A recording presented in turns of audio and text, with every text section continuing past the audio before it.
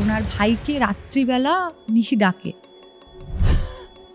ওনার লুঙ্গিটা পাওয়া যায় নৌকার ওপর, লাশটা পাওয়া যায় এরকমভাবে যে জঙ্গলের যে ঘাসগুলো হয় না নদীর ধারে, ওটা ধরেছিলেন উনি, বাট উনি মারা গেছেন, হাফ ডুবেছিলেন।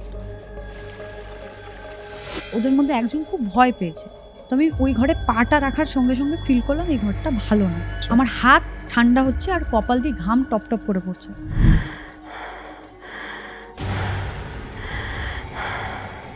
দেন ওরা দেখে এখানে 3টে আঁচড়ের দাগ।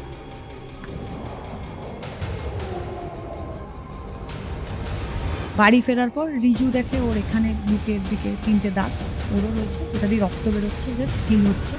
অ্যান্ড অভিও সেম ভারী।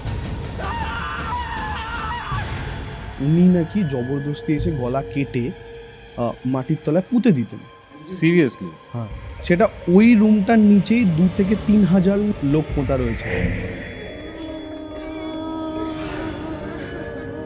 প্রপার মানুষ উইদাউট মুন্ডু ঘোড়ায় করে ঘুরে বেড়াচ্ছেন ওই পুরো এরিয়াটাতে।